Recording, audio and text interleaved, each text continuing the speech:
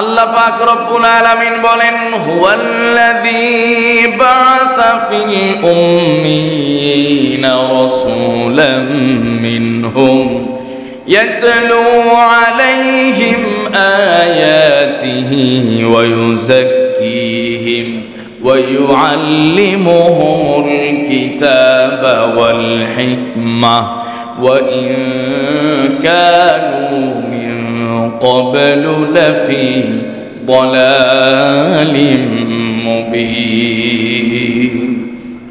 মুসলমান ভাইরা আমার, আল্লাহ পাক রব্বুল আলামিন বলেন, হুয়াল্লাযী বা'আসা ফিল উম্মিয়িনা রাসূলাম মিনহুম ইয়াতলু আলাইহিম আয়াতিহি ওয়া ইউযাক্কিহিম ওয়া ইউআল্লিমুহুমুল কিতাব।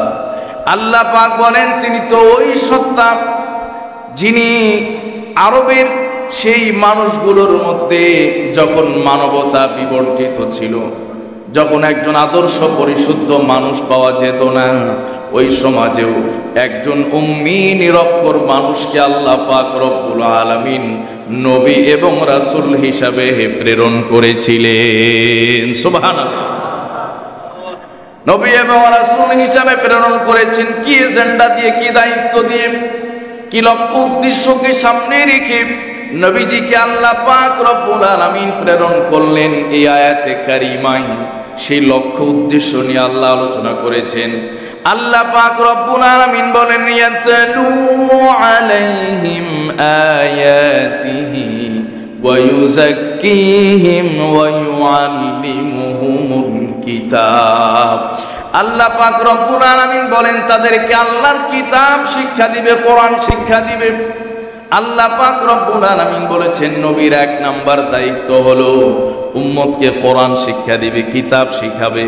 কিতাব যদি শিক্ষা না দেয়, কিতাব যদি না শিখে, তাহলে ওই মানুষ কোনোদিন আদর্শ পরিশুদ্ধ মানুষ হতে পারবে না।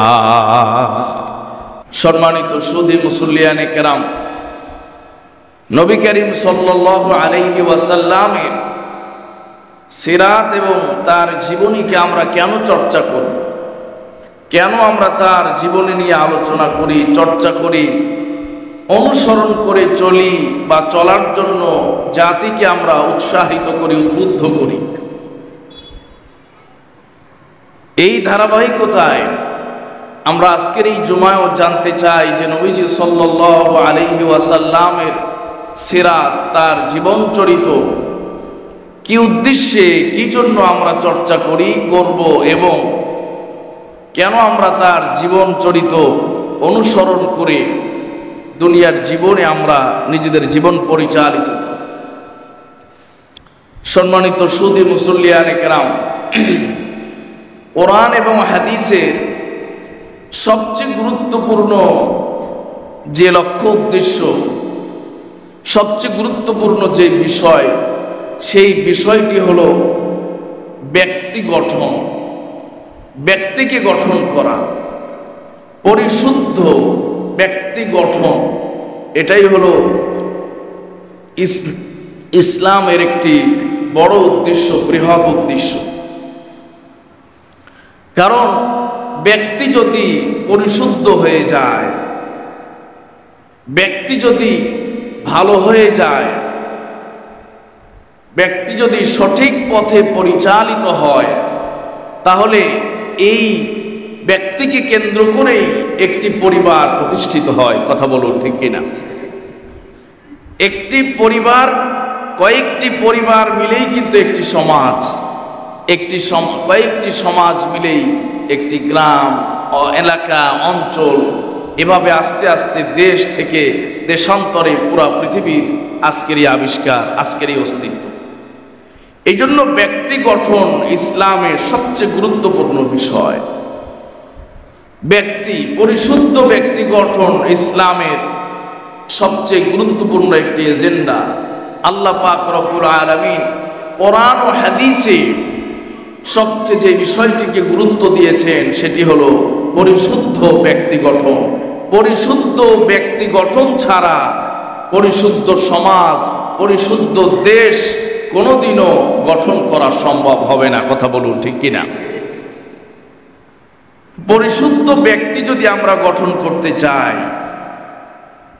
আদর্শ মানুষ যদি আমরা তৈরি করতে চাই, কোরআন এবং হাদিসকে সামনে রেখে নবীজির সিরাত, নবীজির আদর্শ অনুসরণ করা ছাড়া কোনো দিনও পরিশুদ্ধ ব্যক্তি গঠন, আদর্শ মানুষ গঠন, আদর্শ ব্যক্তি গঠন করা আদৌ সম্ভব হবে না।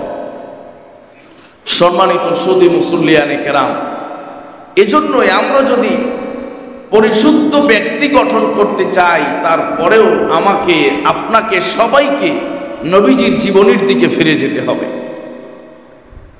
যদি আমরা একটা সুন্দর পরিশুদ্ধ পরিবার গঠন করতে চাই, সেখানেও আমাকে আপনাকে সবাইকে নবীজির পারিবারিক জীবনের দিকে ফিরে যেতে হবে।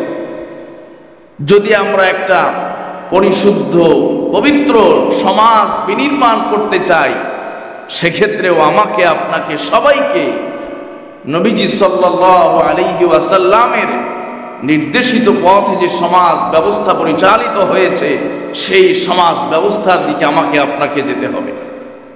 এই জন্যই আমরা মানুষকে সিরাত পাঠের কথা বলি, সিরাত চর্চার কথা বলি, সিরাতকে আমল করার কথা বলি, পালন করার কথা বলি।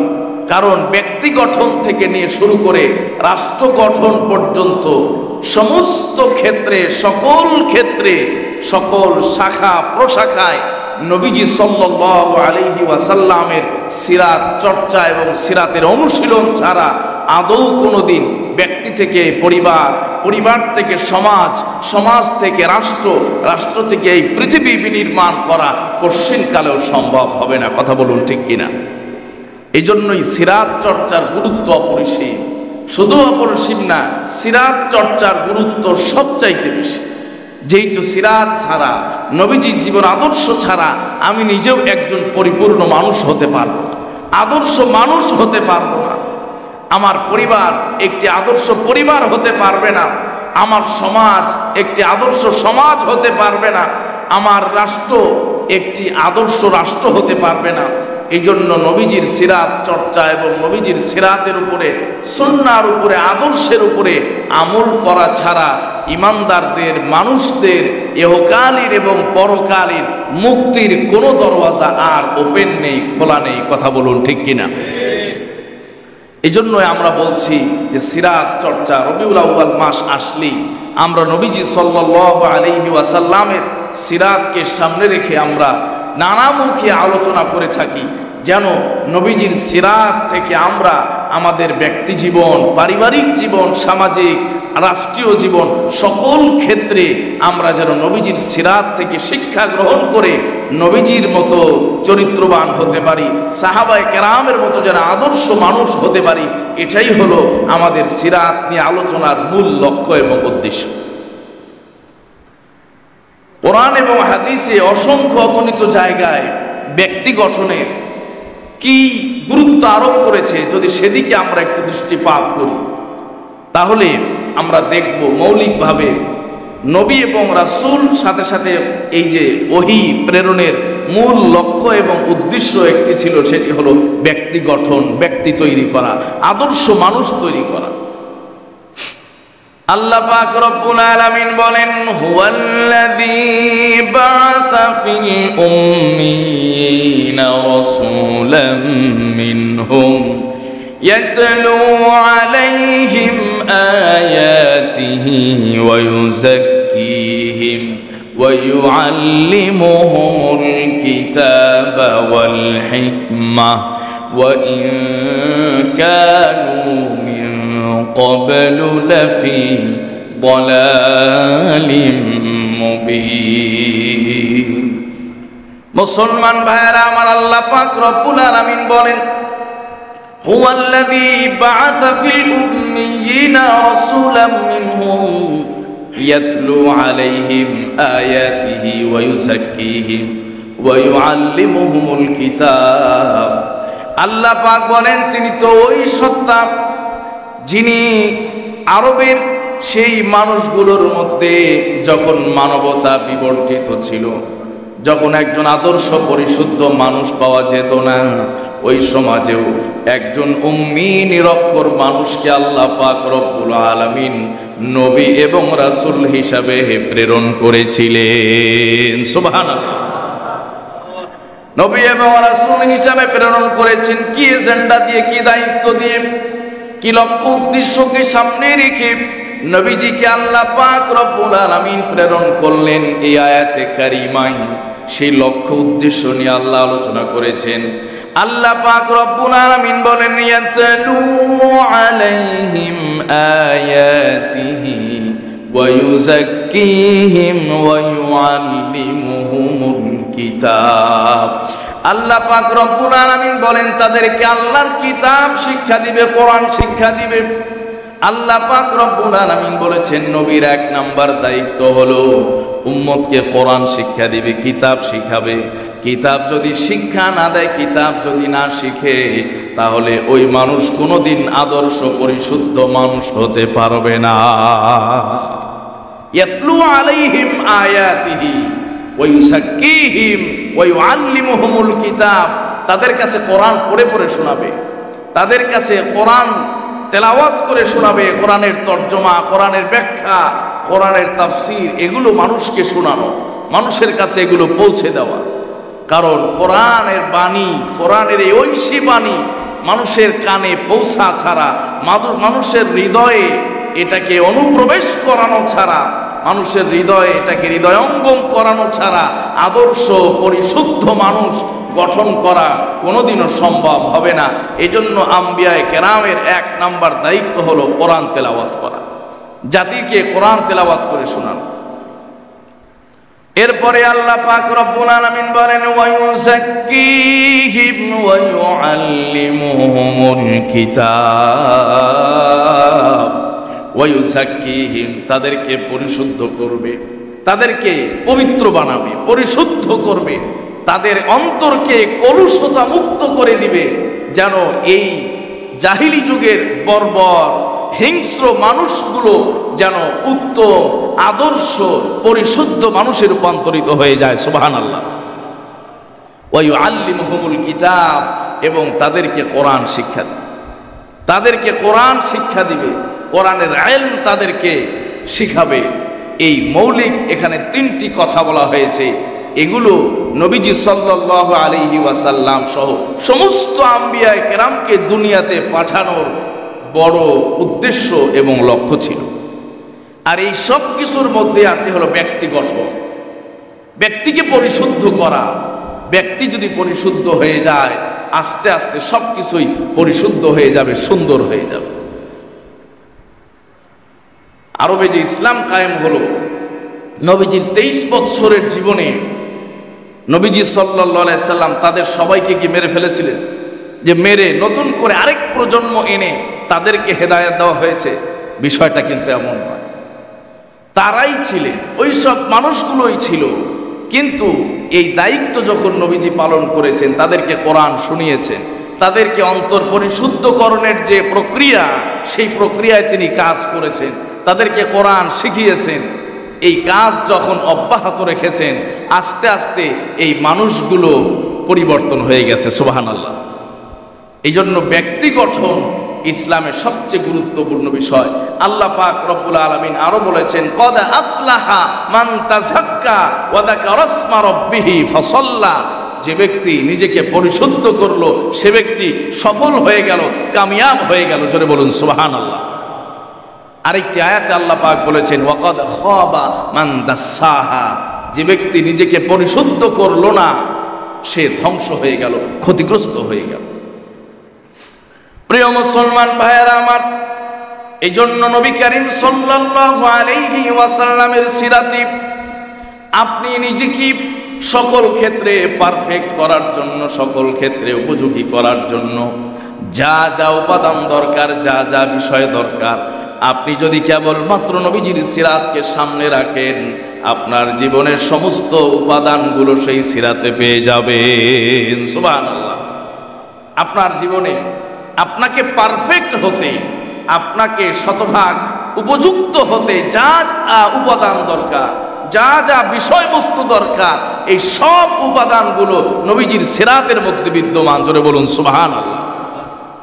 নবীজির সিরাত ছাড়া আমি আর আপনি পারফেক্ট হতে পারবো না।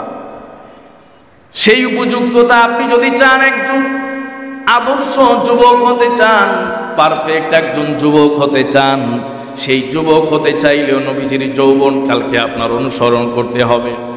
নবীজির যৌবনকালে সেই সিরাতকে অনুসরণ করা, আলোচনা করা, চর্চা করা। এই পৃথিবীতে কোনো যুবক পারফেক্ট যুবক হতে পারবে না যতদিন পর্যন্ত নবীজির যৌবনকালের সেই সিরাতকে অনুসরণ না করবে। আপনি যদি একজন পারফেক্ট বাবা হতে চান, একজন উপযুক্ত বাবা যদি হতে চান, তাহলে নবীজি সাল্লাল্লাহু আলাইহি ওয়াসাল্লামের পারিবারিক জীবনের দিকে আপনি তাকান। তিনিও কিন্তু একজন দুইজন নয়, অনেক কয়েকজন সন্তানের বাবা ছিলেন। কথা বলুন ঠিক কিনা? নবীজির 4 জন কন্যা সন্তান, 3 জন পুত্র সন্তান, 7 সন্তানের তিনি জনক ছিলেন। তাহলে একজন জনক হিসাবে, বাবা হিসাবে আপনি কেমন হতে চান, কেমন হওয়া উচিত, এর উপাদান, এর যে বিষয় বা এর যে জ্ঞান বা ইলম, যে আদর্শ আপনি নবীজির সেই জিন্দেগির মধ্যে, জীবনের মধ্যে পেয়ে যাবেন। আবার আপনি যদি একজন পারফেক্ট স্বামী হতে চান, উপযুক্ত স্বামী হতে চান, নবীজি সাল্লাল্লাহু আলাইহি ওয়াসাল্লামের আপনি যদি সিরাতকে অনুসন্ধান করেন, সিরাতকে যদি চর্চা করেন, নবীজির ঘরে 1 2 জন নয়, মোট 13 জন স্ত্রী ছিলেন তার। নবীজি সাল্লাল্লাহু আলাইহি সাল্লামের এই বহু বিবাহ, একাধিক স্ত্রী থাকার পরেও নবীজি সাল্লাল্লাহু আলাইহি ওয়াসাল্লাম কেমন করে স্ত্রীদের মধ্যে একটা ব্যালেন্স করে সুন্দরভাবে সংসারটা পরিচালনা করতেন। আপনি যদি একজন উৎকৃষ্ট আদর্শ স্বামী হতে চান, আপনার জন্য জীবনের বড় উপাদান রয়েছে নবীজির সিরাতের মধ্যে।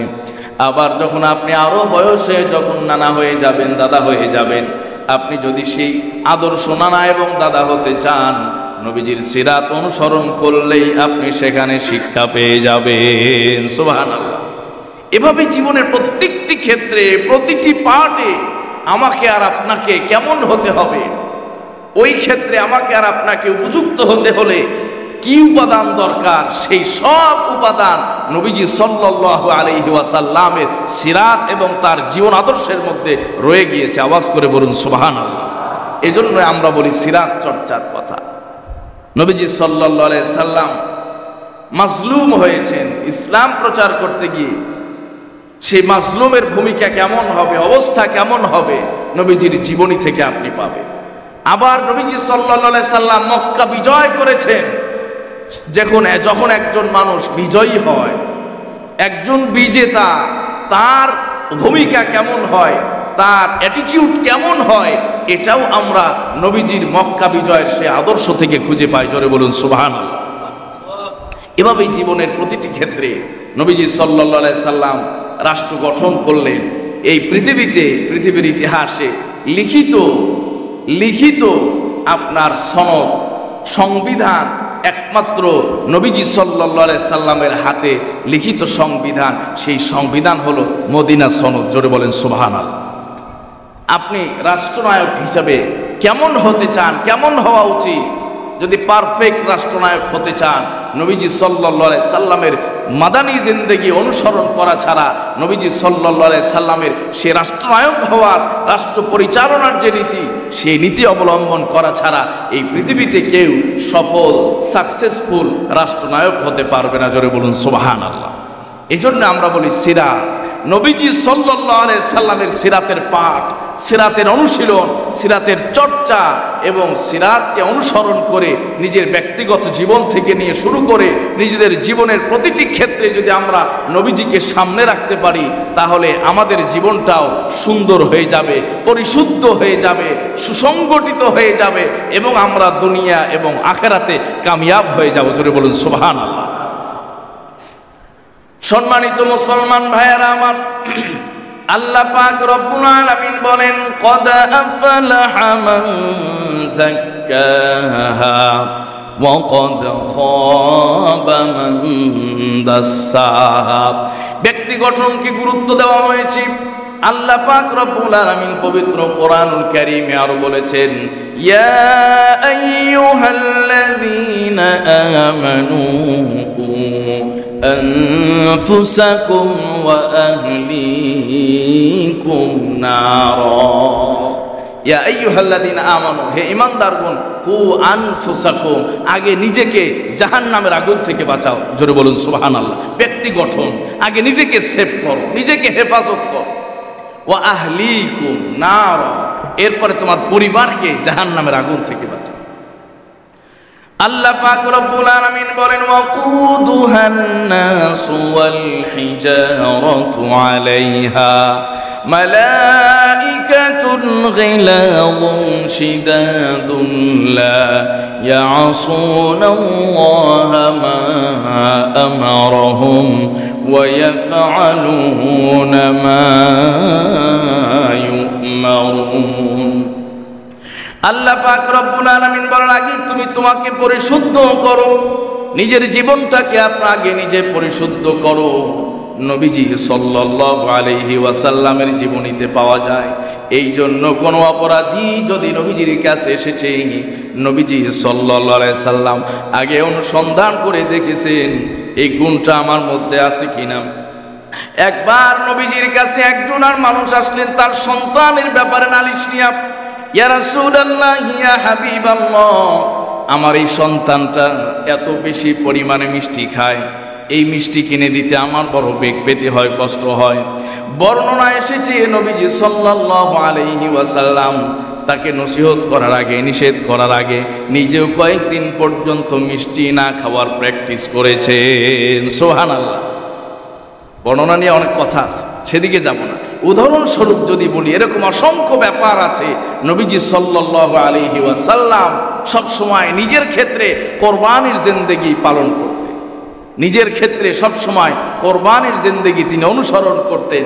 আল্লাহ পাক রব্বুল আলামিন পবিত্র কোরআনে বলেছেন, লিমা তাকুলুন মা লা তাফআলুন, তোমরা যেটা করো না সেটা বলো কেন? মানে তুমি যেটা আমল করো না সেটা তুমি অন্যকে উপদেশ দাও কেন? এটা তার বাহ্যিক অর্থ। এটার আরো ব্যাখ্যা আছে। আশরাফ আলী থানভী রহমাতুল্লাহি আলাইহি এর একটা ব্যাখ্যা করেছেন যে যেই কাজ নিজে করে না, কেউ তাহাজ্জুদ পড়ে না, এই জন্য কি তাহাজ্জুদের ওয়াজ করা যাবে না? এই আয়াতের বাহ্যিক অর্থ হলো এটা যে না, তাহাজ্জুদের ওয়াজ করা যাবে না, যেহেতু সে নিজেই তাহাজ্জুদ পড়ে না। আশরাফ আলী থানভী রহমাতুল্লাহি আলাইহি বলেছেন, যদি এই বাহ্যিক অর্থের উপরে আমল করা হয়, তাহলে অসংখ্য আমল আছে এমন যে আমলগুলো ব্যক্তি না করার কারণে সে আমলের ওয়াজ করতে পারবে না, নসিহত করতে পারবে না। অথচ ওই মজলিসে ওই আমলের ওয়াজ শোনার জন্য অনেক মানুষ আছে, মুখিয়া আছে, এই আমলের ওয়াজ শুনলে অনেকের ফায়দা হবে, এই মানুষগুলো বঞ্চিত হবে। কথা বলুন ঠিক কিনা? তাহলে একজন বিয়েই করে নাই, একে বিয়ের ওয়াজ করতে পারবে না? সমাজে বিয়ের ওয়াজ কে করবে? বিয়ের ফজিলত কে বয়ান করবে? একজন হজ করে নাই, তো হজের ফজিলত কে বয়ান করবে? এই জন্য আশরাফ আলী থানভী রহমতুল্লাহি আলাইহি বলেছেন যে এটাও একটা ব্যাখ্যা, যে এটাও একটা উদ্দেশ্য যে যে আমল তোমার মধ্যে নাই সেটা বেশি বেশি করে বয়ান করো, যেন বয়ান করার কারণেও তোমার ভেতরে একটা নৈতিকতার জায়গা থেকে এই আমল করার জজবা তৈরি হয়ে যায়। আল্লাহু আকবার। সম্মানিত ভাইয়েরা, যাই হোক, নবীজি সাল্লাল্লাহু আলাইহি ওয়াসাল্লাম এইভাবে উৎসাহিত করতেন, এইভাবে ব্যক্তি গঠন করতেন, মানুষ তৈরি করতেন, রিজাল তৈরি করতেন। এক বেচারা এসে বলল, ইয়া রাসূলুল্লাহ, আমি জিনা করতে চাই, জিনার অনুমতি দিয়ে দেন। ইজান লি বিজিনা, আমাকে জিনার অনুমতি দিয়ে দেন। আমরা হলে কি করতাম? মসজিদে এই ধরনের প্রশ্ন করলে সোজা মাইর শুরু করে দিতাম। নবীজি সাল্লাল্লাহু আলাইহি সাল্লাম বললেন, বসো, জিনা করতে চাও, মাশাআল্লাহ। এরপরে নবীজি বললেন, ঠিক আছে, তোমাকে আমি জিনা করতে অনুমতি দিতে চাই, তবে আমার কয়েকটা প্রশ্ন তোমার কাছে, এই প্রশ্নগুলোর অ্যান্সার যদি তুমি দিতে পারো তাহলে আমি তোমাকে জিনার অনুমতি দিয়ে দেব। নবীজি বললেন যে তোমার মেয়ের সাথে যদি কেউ জিনার অনুমতি চায় তুমি কি তাকে দিবা? বললেন, ইয়া রাসূলুল্লাহ, কোশ্চিন কালেও দিতে পারি না। তোমার মায়ের সাথে যদি কেউ জিনার অনুমতি চায় তাহলে কি তুমি অনুমতি দিবা? সেই ব্যক্তি বলতেছে, কোনোদিন দিতে পারি না। তোমার বোনের সাথে যদি কেউ জিনার অনুমতি চায় তুমি কি সেই জিনার অনুমতি দিতে পারো? ওই ব্যক্তি বলতেছে, কোনোদিন দিতে পারি না। ওই নবীজি সাল্লাল্লাহু আলাইহি সাল্লাম বললেন, তাহলে তুমি যার সাথে জিনার অনুমতি চাচ্ছ ওই নারী অবশ্যই কারোর মা অথবা কারোর বোন অথবা কারোর মেয়ে অথবা কারোর স্ত্রী হবে। তাহলে যদি সে আমার স্ত্রী হয় বা আমার মা হয় বা আমার বোন হয়, কিভাবে আমি সেই জিনার অনুমোদন দিতে পারি? জোরে বলুন সুবহানাল্লাহ। নবীজি সাল্লাল্লাহু আলাইহি সাল্লামের কাছে ব্যক্তি বলছে, ইয়া রাসূলুল্লাহ, আজ থেকে তওবা করলাম, আর এ ধরনের কাজ জীবনে কোনোদিন করব না, এবং এ ধরনের কাজের অনুমোদনও আপনার কাছে চাইতে আসবো না। জোরে বলুন সুবহানাল্লাহ। এভাবে ব্যক্তি গঠন, পরিশুদ্ধ মানুষ তৈরি করা ছাড়া, আদর্শ মানুষ তৈরি করা ছাড়া আদর্শ সমাজ কোনোদিনও বিনির্মাণ করা সম্ভব নয়। এজন্য সবার আগে নিজেকে পরিশুদ্ধ হতে হবে। আর আজকে আমাদের অবস্থা হলো, নিজের দিকে কারোর কোনো খেয়াল নাই, সব অন্যের দিকে খেয়াল। সে কি করতেছে, অমুকে কি করতেছে, অমুকের এই দোষ, অমুকের সেই দোষ, এই নিয়ে আমরা বাস মত্ত হয়ে থাকি। কিন্তু নিজের ভেতরে যে অসংখ্য ত্রুটি আছে, অসংখ্য কমতি আছে, ঘাটতি আছে, অভাব আছে, এগুলোর দিকে আমাদের কোনো দৃষ্টিপাত নাই। প্রিয় মুসলমান ভাইয়েরা আমার, নবী করিম সাল্লাল্লাহু আলাইহি ওয়াসাল্লামের সিরাত এজন্যই পড়তে হবে, বেশি বেশি সিরাতকে চর্চা করতে হবে।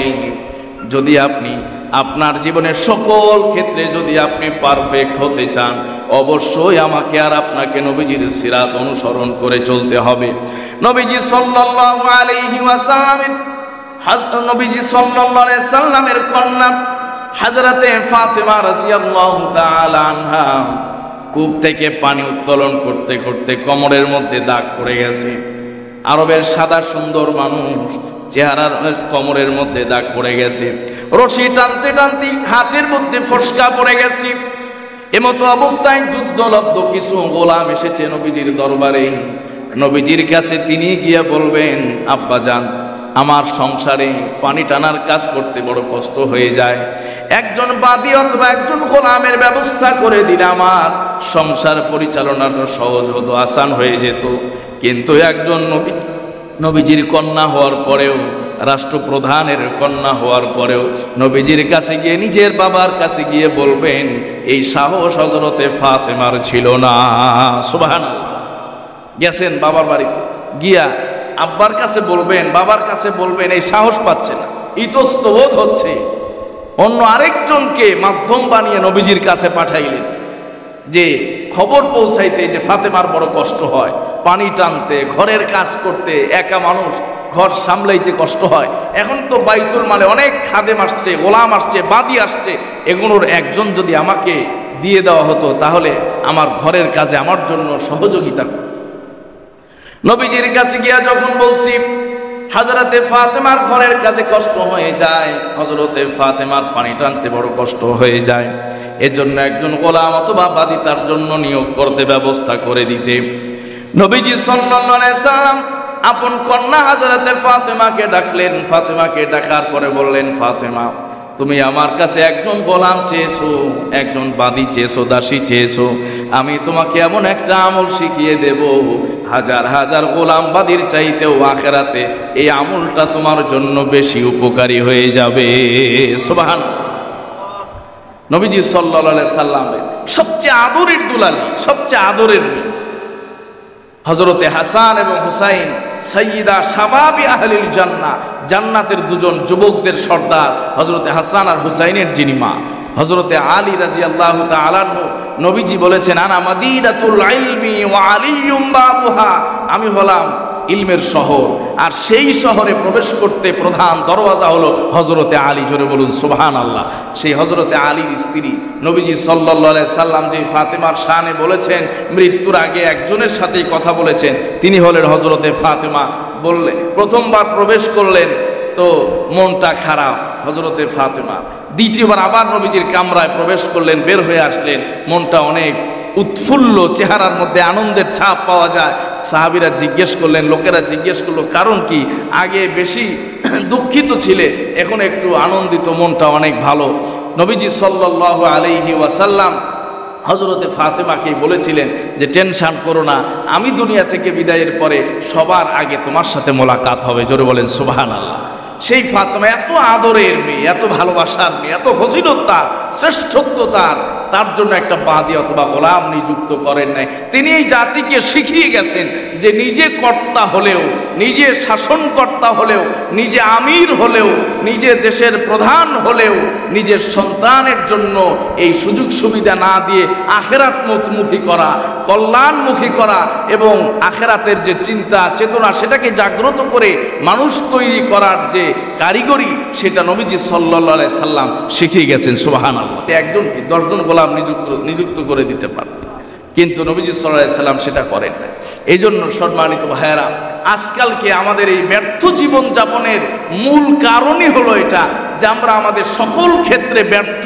মানে আমরা নবীজির সিরাতকে অনুসরণ করি না, জীবনকে অনুসরণ করি না, জীবনীকে অনুসরণ করি না।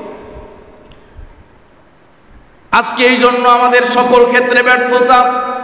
জীবনের শুরু থেকেই, যৌবনকাল থেকে আমাদের ব্যর্থতা শুরু হয়ে যায়। যখন আমরা বিবাহ শাদী করি আরো ব্যর্থতার গ্লানি বেড়ে যায়, ব্যর্থতার বোঝা আরো অনেক ভারী হয়ে যায়। আবার অনেক সময় যখন আমরা বাবা হয়ে যাই, সংসারের কর্তা হয়ে যাই, ব্যর্থতার বোঝা আরো ভারী হতে থাকে। আবার জীবনের অনেক ক্ষেত্রে গিয়ে আমাদের ব্যর্থতার পরিমাণ আরো বাড়তেই থাকে। এর একটাই কারণ, সেটি হলো আমরা মুসলমান হয়েছি ঠিক আছে, নবীজির উম্মতের দাবি করি, কিন্তু নবীজির সিরাতকে আমরা নিজেদের এই জীবনে অনুসরণ করি না।